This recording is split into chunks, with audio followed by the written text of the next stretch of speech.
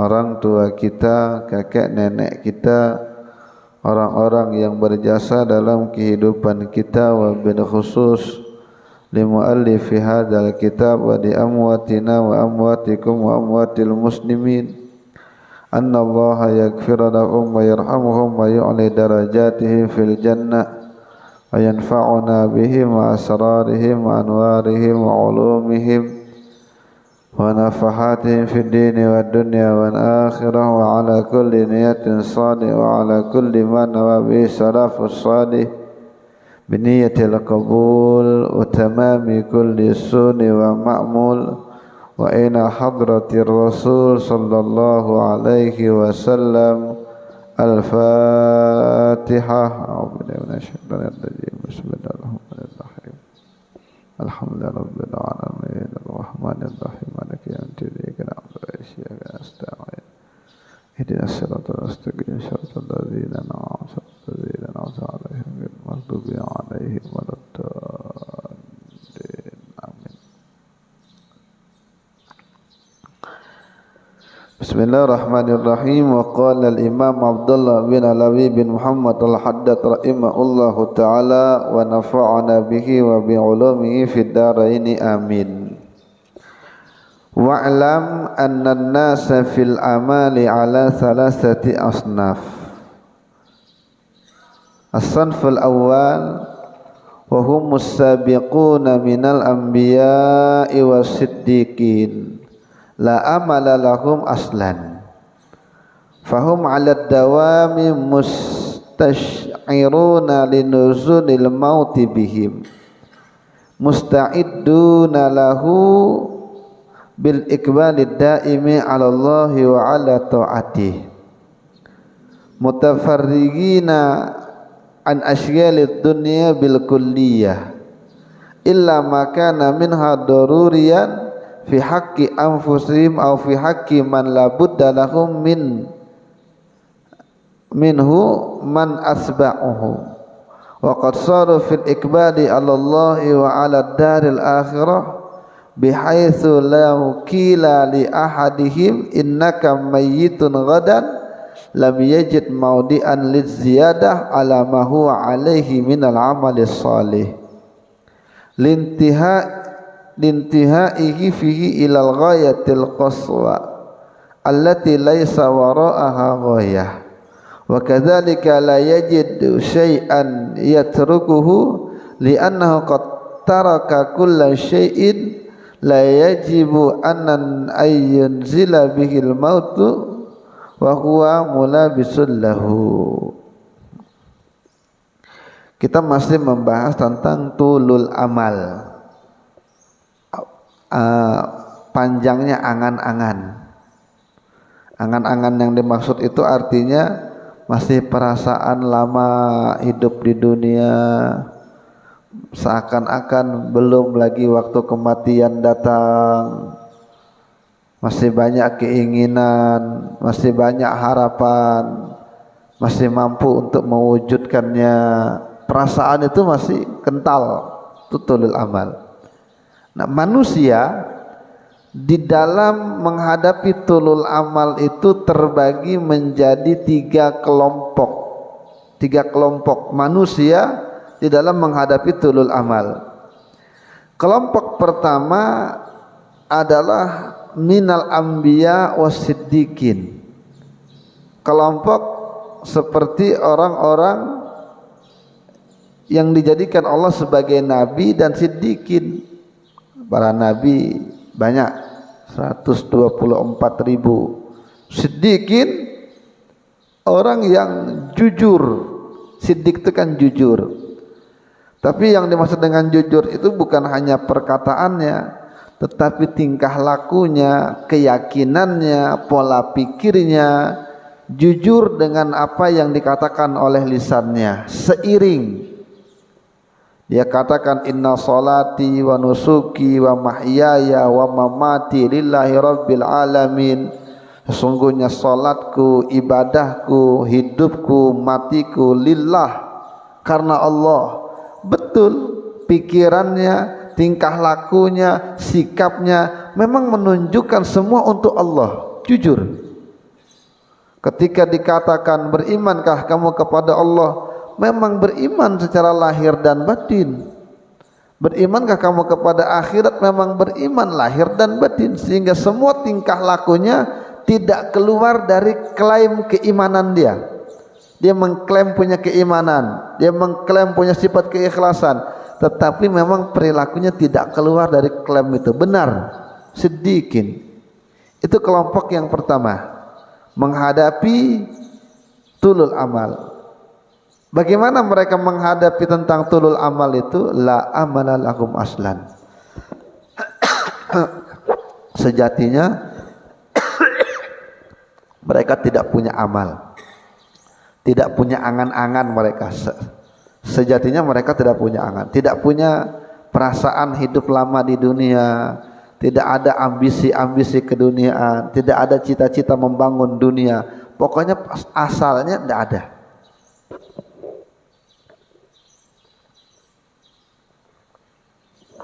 Tidak ada rencana ke depan mau bangun ini, mau mengadakan mau hubungan ini, mau memperkuat bisnis kolega dengan ini, tidak ada.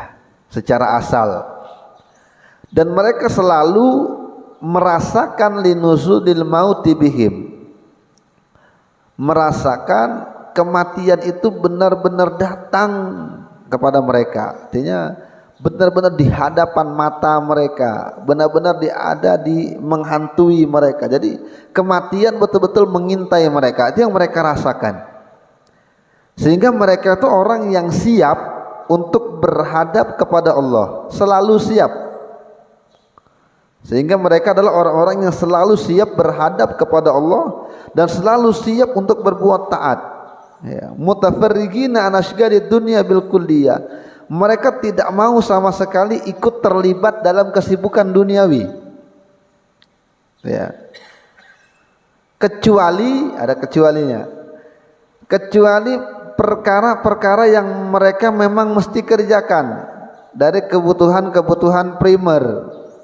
Makan, pakaian, tempat tinggal, untuk keluarga, untuk diri.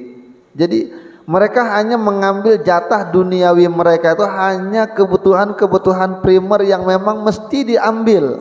Kalau enggak bisa. Kenapa? Makan, pakaian, tempat tinggal, menanggung anak, istri, harus kerja. Itu saja yang mereka ambil, yang mereka kerjakan dari kesibukan dunianya. Maka mereka itu sikap yang demikian menjadikan mereka orang yang betul-betul berhadap kepada Allah, berhadap kepada hari akhir, sehingga seandainya dikatakan kepada mereka besok kamu mati, besok mati, maka mereka tidak punya lagi tempat untuk menambah amal soleh mereka. Tidak ada lagi. Kalau kita Pak, kita besok mati, ada malaikat berwujud informasi valid, besok kamu mati. Jangankan malaikat, dokter saja kalau memvonis bapak ini hidupnya paling lama 2 bulan lagi Pak, kita kalau digitukan yakin, hakul yakin amal kita bertambah. Iya Pak, pasti bertambah amal kita. Yang tidak biasa tahajud, tahajud. Yang tidak biasa baca Quran, baca Quran. Yang sedikit sodakohnya tambah banyak sodakohnya. Yang sudah banyak tambah lagi banyak sodakohnya. Zikirnya enggak lepas dari mulut, tangannya enggak lepas dari tasbih. Kenapa? Diponis dokter 2 bulan lagi mati. Atau malaikat mengatakan besok kamu mati. Tapi mereka ini kalau dikatakan besok mati, mereka tidak bisa nambah lagi amal. Kenapa? Sudah full dalam keseharian mereka. Ini terjadi juga contohnya kepada Al-Imam Abdullah bin Husain bin Thahir. Al-Imam Abdullah bin Husain bin Tahir itu yang punya kitab Sulamut Taufik. Kalau di pondok-pondok pesantren diajarkan tuh untuk anak-anak belajar dasar. Kalau kita ziarah ke makam para aulia biasanya dibaca tuh, Salamullah ya sadah minar rahman yakshakum ibadallahi jinakum qasadnakum talabnakum. Beliau yang bikin syair itu. Atau ada orang syair biasanya, ya arhamar rahimin ya arhamar rahimin ya arhamar rahimin salimna wal muslimin. Itu beliau juga yang karang, yang bikin syairnya itu, yang sering dibaca di majelis. Ketika masuk bulan Ramadan, menghadapi bulan Ramadan, dipanggil anak-anaknya, amalan tambahan kamu apa? Ntar lagi Ramadan masuk. Tanya anak kedua, tanya anak ketiga, tanya, dan semua menyebutkan amalan-amalan tambahan. Kalau di luar Ramadan amalannya begini, abah. Kalau masuk bulan Ramadan saya tambahkan ini. Anak kedua juga begitu. Di luar Ramadan amalnya begini-gini. Kalau masuk bulan Ramadan tambah amalnya gini. Terakhir menangis beliau. Kenapa? Saya tidak bisa nambah amal. Tidak bisa menambah amalan. Kenapa? Sudah full, penuh. Sehingga ketika masuk bulan Ramadan sama dengan kegiatan di luar Ramadan, tidak ada bedanya. Kenapa? Di luar Ramadan seperti Ramadan, amalnya penuh. Ini orang siddiqin, ya, orang siddiqin. Dan banyak contoh-contohnya. Orang-orang siddiqin ini banyak contohnya. Kalau kita mau tahu orang siddiqin ini, contohnya dikumpulkan oleh seorang ulama besar, namanya saya lupa, Abdul Fattah Abu Guddah. Dia punya kitab namanya Qimatuz Zaman Indal Ulama, harga waktu menurut para ulama. Wah, dia kumpulkan semua cerita ulama-ulama yang betul-betul amalnya itu penuh dalam keseharian, sehingga mereka tidak punya waktu lagi untuk kesibukan dunia kecuali hanya yang kebutuhan primer. Itu saja. Di antaranya Al-Imam Al-Munziri, walaupun sambil jalan kadang baca kitab. Jalan dia baca kitab, tidak pernah lepas dengan kitab. Abu Yusuf, murid terdekatnya Imam Abu Hanifah, anaknya meninggal dunia, tidak pergi ke pemakaman, dia suruh keluarganya saja. Dia sibuk dengan Abu Hanifah untuk mengambil ilmunya Abu Hanifah. Kalau di Indonesia misalnya ada macam Habib Anis Solo, istrinya meninggal dunia, pengajian tidak libur. Istri masih di mendiang, istri masih di dalam rumah, masih dimandikan orang. Pengajian Sahih Bukhari enggak libur. Ada orang-orang yang macam itu, siddiqin, benar-benar jujur dalam keimanan mereka, sehingga tidak punya lagi keinginan untuk dunia ini mau jadi apa, mau ngumpulin apa, mau bangun apa. Nah, pola pikir mereka, sikap mereka mutlak hanya akhirat. Yang mereka kerjakan di dunia hanya kebutuhan-kebutuhan primer yang tidak boleh ditinggalkan. Itu kan jadi pahala juga ujung-ujungnya. Itu saja.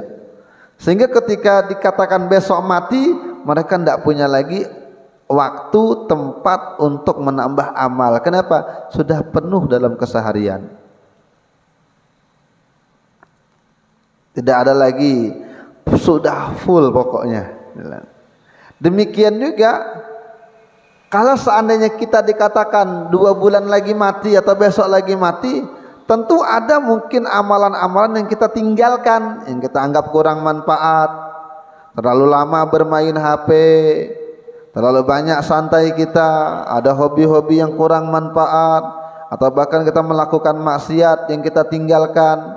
Ada yang kita tinggalkan, mereka tidak ada yang mereka tinggalkan. Karena semua perkara sia-sia, apalagi maksiat, itu sudah mereka tinggalkan jauh-jauh waktu. Itu mereka. Dia meninggalkan semua sesuatu yang dia tidak cintai. Kalau kematian itu datang, mereka masih dalam keadaan melakukan hal tersebut. Tidak ada. Jadi mereka tinggalkan segala sesuatu yang mereka takut apabila kematian datang, mereka masih mengerjakan hal itu apapun, ya. Wa ila ma dzakarnahu min hali hadha as-sanf asy-syarif al-isyaratu biqaulihi sallallahu alaihi wasallam walladzi nafsi biyadihi ma rafa'tu qadami fadhanantu anni adauha hatta uqbada wa la rafa'tu luqmatan fadhanantu anni usiguha hatta aghussa biha minal maut. Dalam sebuah hadis yang diriwayatkan oleh Al-Imam Ibnu Abi Ad-Dunya, Al-Imam Al-Baihaqi, Al-Imam Al-Asbahani, Al-Imam Al-Munziri, Nabi kita Muhammad sabdakan, demi zat yang diriku berada di genggaman kekuasaannya, demi Allah, nah, gitulah bahasa sederhananya. Apa Nabi ucapkan ketika Nabi bersumpah? Aku bersumpah, kata Nabi, demi zat yang diriku berada dalam genggaman kekuasaannya, tidaklah aku mengangkat kedua kakiku, dan aku pun tidak mengira aku akan bisa meletakkan kedua kakiku sehingga aku pun diambil nyawaku oleh Allah. Itu Nabi kita Muhammad. Jadi ketika beliau mengangkat kakinya, beliau pun tidak yakin ketika langkah kaki akan jatuh ke hadapan itu masih punya umur.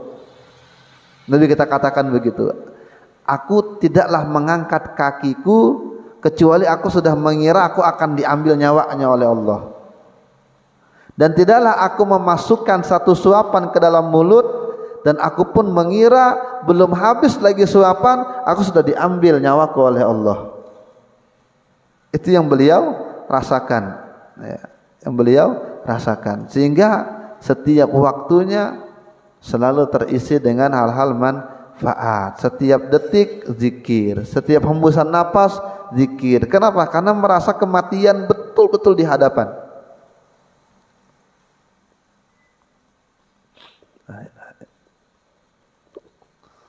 Wa kana alaihi salatu wassalam, Nabi kita Muhammad itu rubbama yatayammamu wal mahu minhu qarib.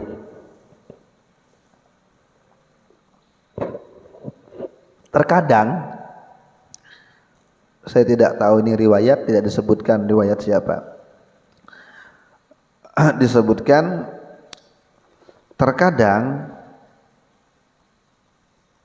ada riwayat Ibnu Abi Ad-Dunya, Nabi itu tayamum padahal ada air, ada air, mungkin di samping masjid atau mungkin di sumur.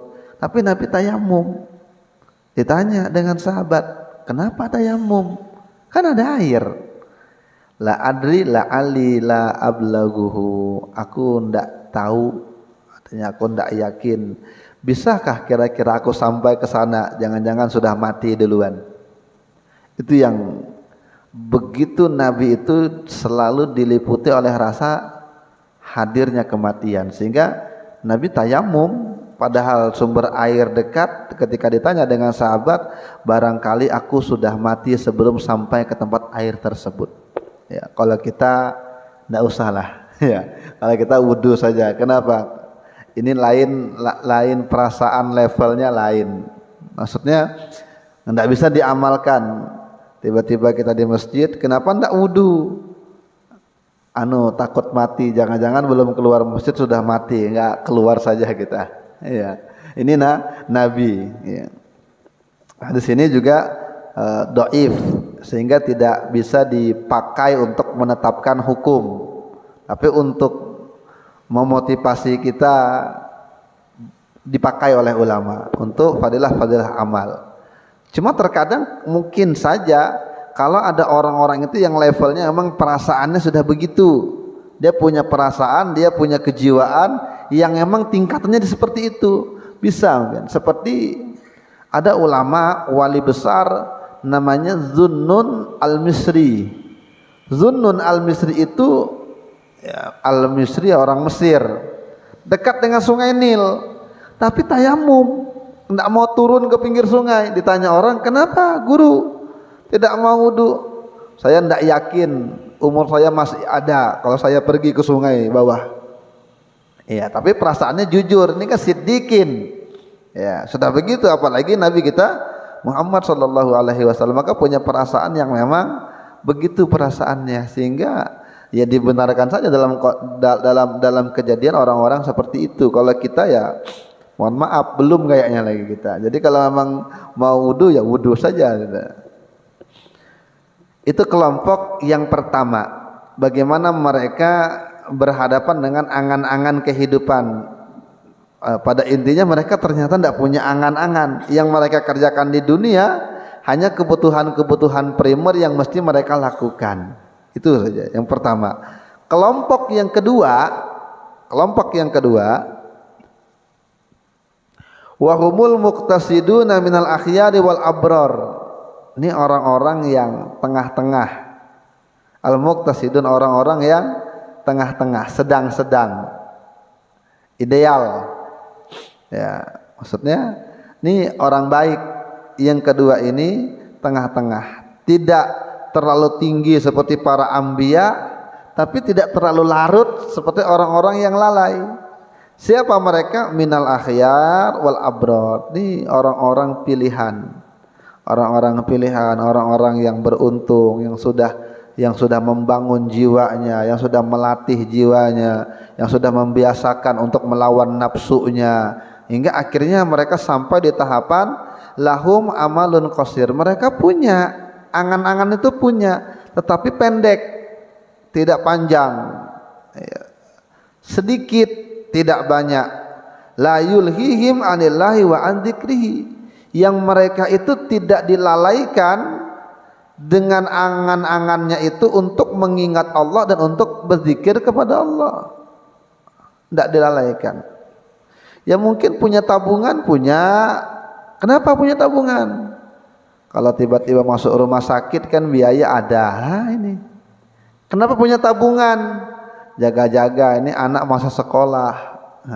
Jadi tidak panjang yang harus bangun bisnis, harus perkuat politik kita, harus tidak punya angan-angan panjang. Mereka punya angan-angan tapi pendek, sehingga angan-angan yang mereka miliki itu tidak melupakan mereka untuk mengingat Allah. Wala yunsihimud darul akhirah. Angan-angan yang mereka miliki pendek itu tidak juga melalaikan mereka untuk mengingat negeri akhirat. Wala yusgiluhum an istidadil maut, juga tidak melalaikan mereka untuk mencari persiapan menghadapi kematian. Wala yahmiluhum ala imaratid dunia, juga tidak membawa mereka untuk memakmurkan dunia, apalagi punya ambisi, pengen menguasai politik, pengen menguasai kekayaan, pengen menguasai sosial. Tidak punya mereka itu. Mereka hidup dengan kita, mereka mungkin kerja dengan kita, bisnis dengan kita, cuma angan-angan mereka tidak panjang, sehingga tidak dilupakan dengan akhirat. Wataziniha wal iktirari bi zakhari fiha wa syahwatiha al-faniyah al-munghassah. Sehingga mereka ketika hidup di dunia punya tujuan, punya cita-cita, masih ada perasaan yang mungkin untuk masa depan, cuma pendek, sehingga tidak tertarik, tidak lalai dengan kesenangan, tipuan, keindahan, syahwat yang fana. Tidak punya mereka.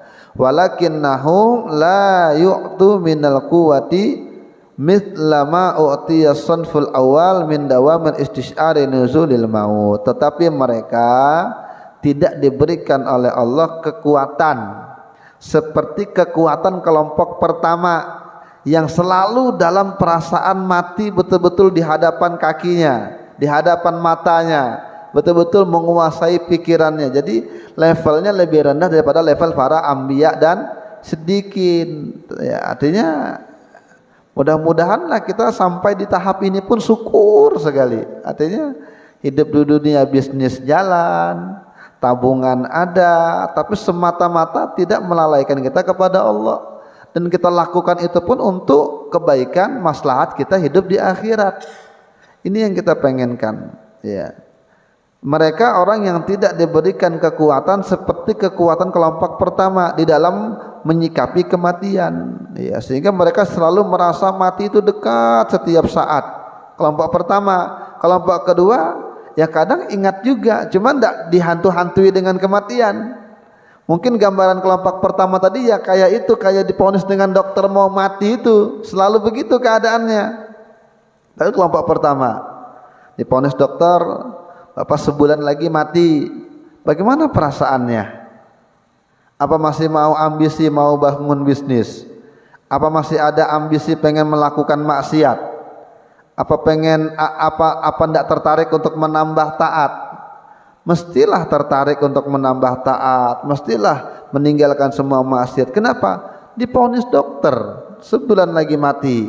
Itu kelompok pertama. Bagaimana perasaannya? Seperti itu. Kelompok kedua nggak sampai seperti itu, cuma ingat ya ingat gitu. Ada melayat kematian datang, ingat dengan mati, ya. Lihat orang tabrakan di pinggir jalan sampai wafat, ingat dengan kematian, semangat amalnya. Inilah kelompok-kelompok kedua nih. Walau dama alaihim dzalika la ta'attalat alaihim umuru ma'aishihim allati la budda lahum minha. Kenapa tidak Allah berikan seperti kekuatan orang pertama? Karena seandainya ya kelompok kedua ini diberikan seperti itu perasaannya, habis sudah dunianya, tidak bakal lagi mereka kerjakan, mereka tinggalkan semuanya. Ya, kalau seandainya diberikan, sehingga akhirnya tidak mau lagi kerja. Kenapa? Zikir aja mau. Ya inilah Allah Ta'ala memberikan kadar itu sesuai dengan kadar kemampuan. Kalau diberikan perasaan kayak pertama tadi, akhirnya tidak tahu pasar lagi, tidak tahu kantor lagi, tidak tahu ngojek lagi. Kenapa? Pengennya ibadah aja, pokoknya di masjid aja. Kenapa? Mau mati. Akhirnya tidak jalan semuanya. Nah, Allah berikan kadarnya seperti itu sehingga dunianya jalan untuk akhiratnya, akhiratnya tetap terus jalan. Itu yang kedua. Ya. Mungkin kita tuh kalau dikatakan besok mati, tidak ada lagi, sudah kerja. 2 bulan lagi mati, mungkin tidak mau kerja lagi, biar aja bini mau makan kamu ndak. Mungkin gitulah kita tuh.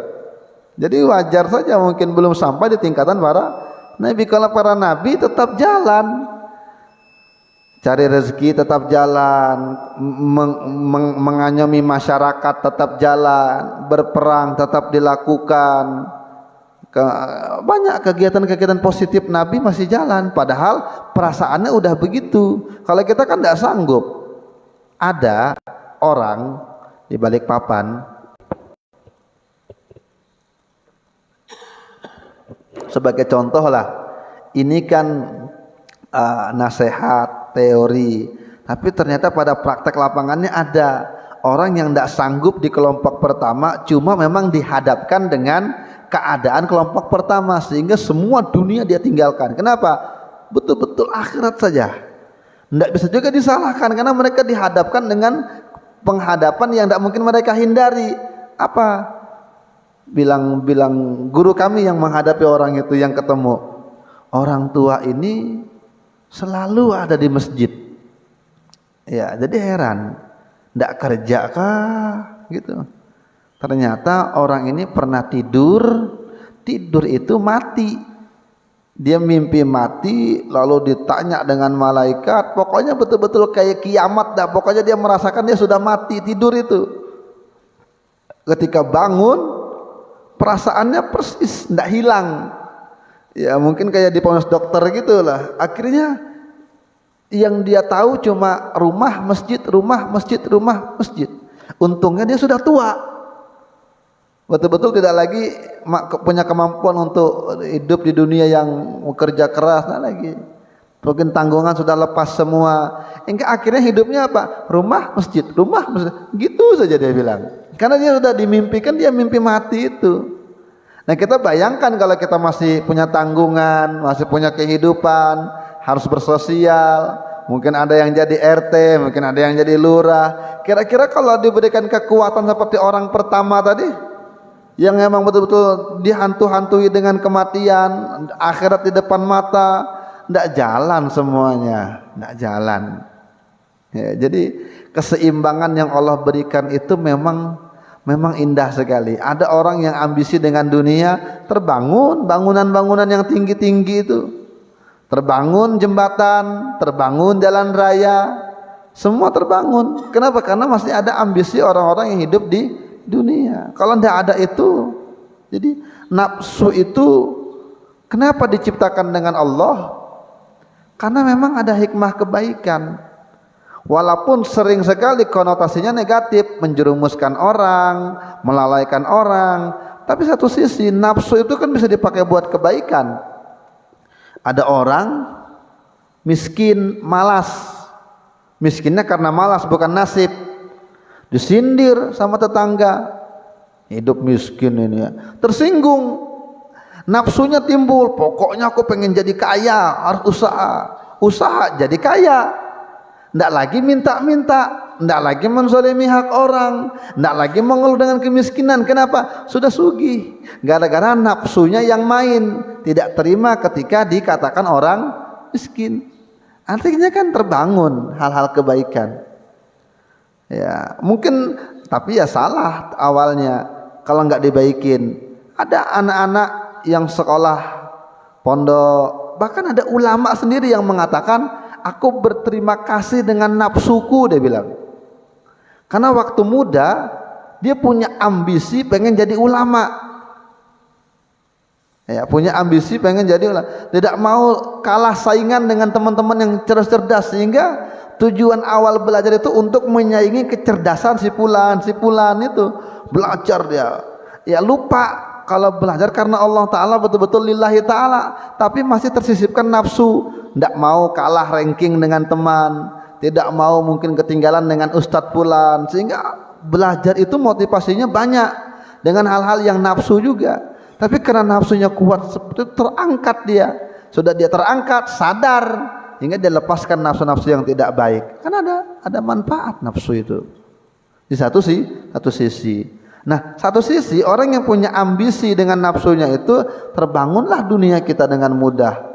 HP, kalau macam kayak para orang yang sedikin, yang betul-betul tidak punya lagi kesenangan duniawi, hanya untuk akhirat saja, mungkin tidak berkembang.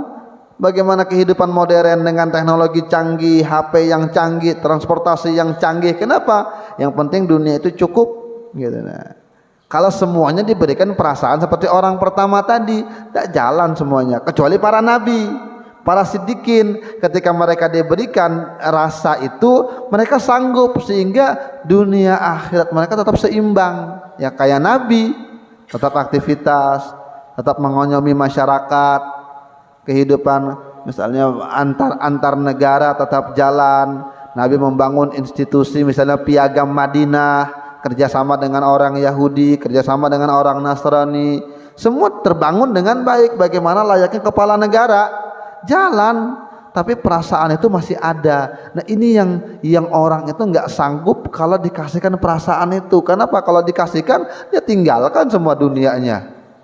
Nah, sehingga tetap diberikan ambisi nafsu tadi dengan porsi yang kecil, tulul amal tapi kecil, pendek. Ini orang yang kelompok yang kedua. Ada angan-angannya, kadang masih ada perasaan pengen cita-cita ini itu segala macam, tapi terbatas sehingga tidak melupakan dengan akhirat. Ini kelompok yang kedua.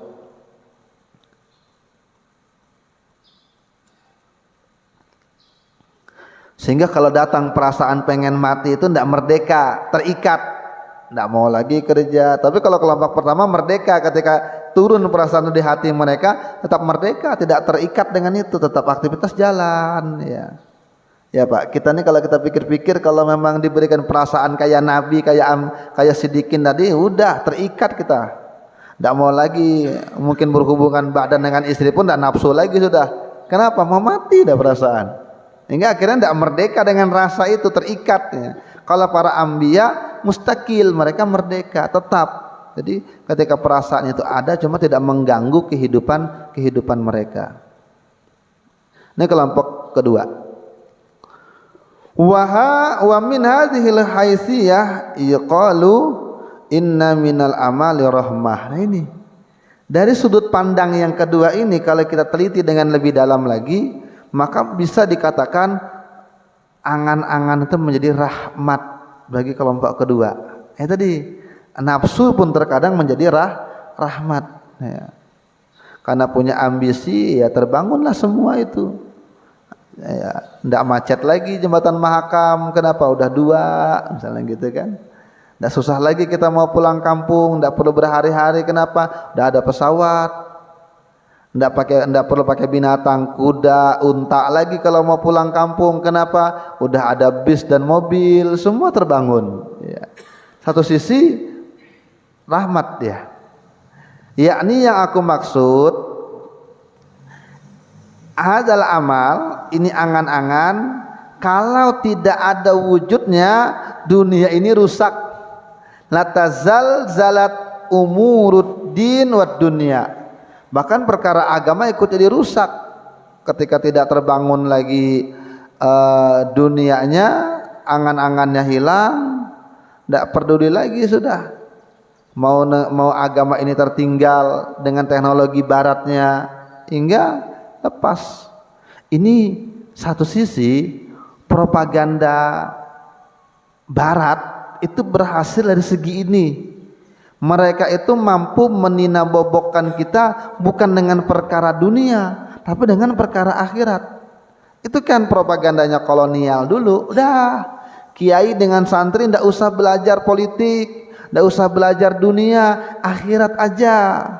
Hingga akhirnya mereka terus berkuasa, ekonominya mereka pegang, politiknya mereka yang pegang, hingga akhirnya tidak ada lagi perlawanan. Kecuali sudah tertindas yang begitu kuat, hingga akhirnya baru bangkit. Nah itu kenapa? Dininabobokkan dengan perkara-perkara akhirat. Ya. Itu karena mungkin tidak sanggup dengan level pertama, tapi menginginkan. Ada mungkin propaganda barat seperti itu sesuai digencarkan oleh mereka, kena kita. Sehingga kita sekarang kalau mau berobat Singapura non muslim rata-rata, mobil kita, HP kita rata-rata produk-produk non muslim semua. Palestina dijajah, Lebanon dijajah, kita tidak punya perlawanan yang canggih. Kita kalah drone-nya, kita kalah pesawatnya, kita kalah tanknya, semua kalah dari segi kekuatan militernya. Kenapa? Tidak seimbang, dininabobokkan tadi dengan perkara akhirat ya. Satu sisi memang ambisi keduniaan itu menguntungkan rahmat satu sisi, sehingga terbangun semua dengan keseimbangan. Karena kalau tidak begitu, kata Imam Haddad, ini goncang dunia ini. Bahkan bukan hanya dunia, uruddin, perkara-perkara agama ikut goncang juga, ikut getar juga, tidak stabil lagi. Kalau kita hanya fokus kepada akhirat tadi, tidak ada ambisi yang Allah berikan untuk kita. Makanya tulul amal, amal angan-angan terkadang diberikan dengan porsi kecil untuk kebaikan.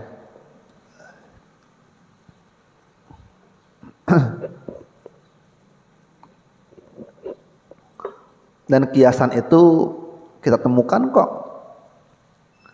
Garam sedikit, pedas sedikit. Itu kan kalau porsinya banyak merusak. Tapi kalau tidak ada itu kan citra rasa kurang. Nah, jadi kasihkan. Jadi apa yang kita jalani ini semuanya menjadi ibroh, pelajaran sebenarnya. Wa ila dzalika al-isyarah bima balagana anna Allah ta'ala lamma akhraja dzurriyyata Adam alaihi salam yaumal mitsaq min zuhrihi wa ra'atil malaikatu kasratuhum.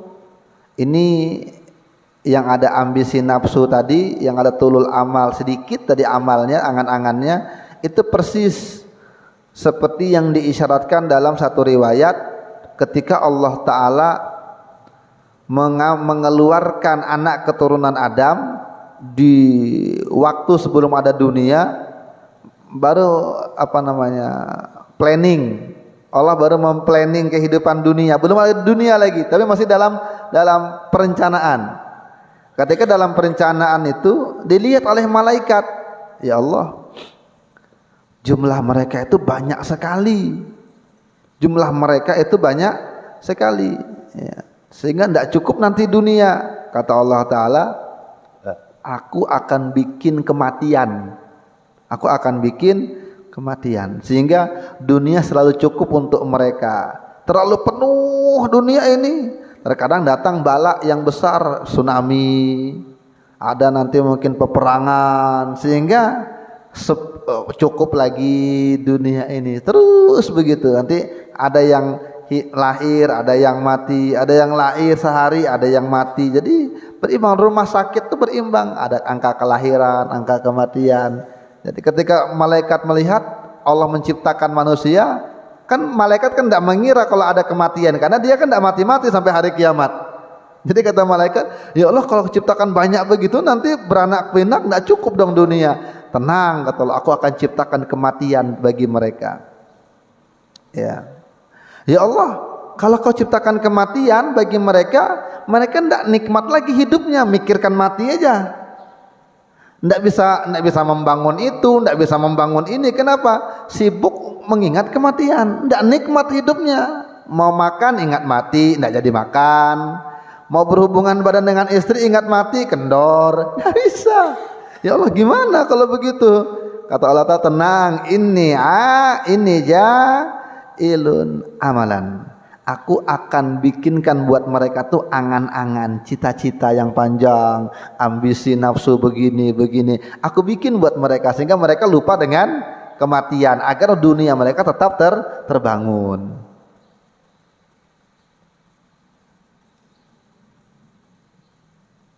Sedikit lagi, tanggung.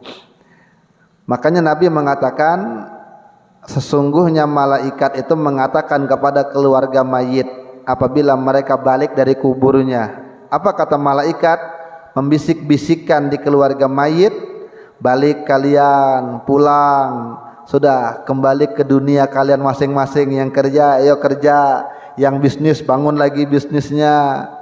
Ya, yang istri tidak bisa digitukan kalau mati suami, tapi 2 bulan hilang sudah sedihnya, aktivitas kembali lagi. Anak-anaknya sebulan tidak karuan bisnis, setelah itu bangkit lagi bisnisnya. Begitu kan, dibisikkan dengan malaikat, udah orang tuamu, keluargamu wafat, dah kamu kembali ke dunia masing-masing. Ya, Allah lupakan kamu tentang perkara kematian hingga terbangun lagi dunia.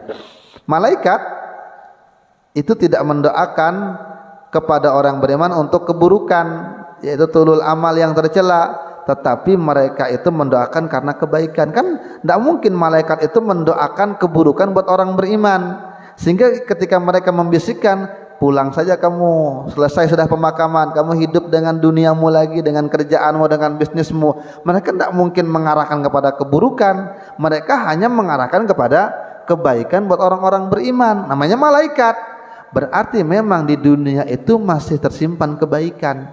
Kita kerja, kita bangun, sebagainya itu.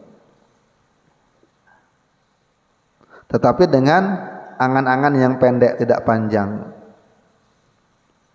yaitu dengan kadar tidak melalaikan mereka dengan akhirat, memudahkan mereka untuk mencari kehidupan, membangun dunia mereka. Wallahu a'lam. Habis. Nanti kita akan sambung di kelompok yang ketiga. Kelompok yang ketiga, ini baru 2 kelompok kan. Nah, nanti kelompok yang ketiga ini yang panjang dibahas dengan beliau. Setelah kelompok yang ketiga baru dibahas tentang perkara mengingat kematian. Ini penting juga bagi kita untuk melembutkan hati kita. Mudah-mudahan hati kita lembut, mudah-mudahan hati kita bersih, mudah-mudahan tulul amal kita hilang, mudah-mudahan Allah berikan keberkahan dalam sisa umur kita, harta kita, keluarga kita, wafat dalam keadaan husnul khatimah ba'da tul umur fi sihhati wa afiyah. Ala hadhihi niyyah al-Fatihah. Bismillahirrahmanirrahim. Alhamdulillahirabbil alamin. Allahumma la ilaha illa anta iyyaka nasta'in ihdinas siratal mustaqim. Siratal ladzina an'amta 'alaihim ghairil maghdubi 'alaihim waladdallin.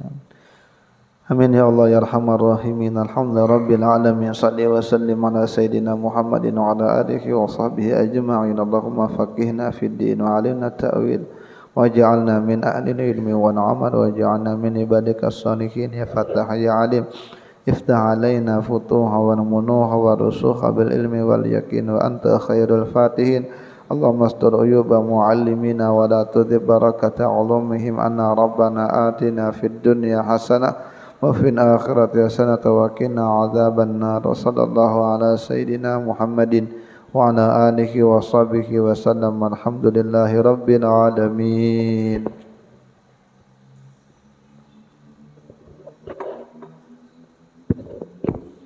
Salatullah salamullah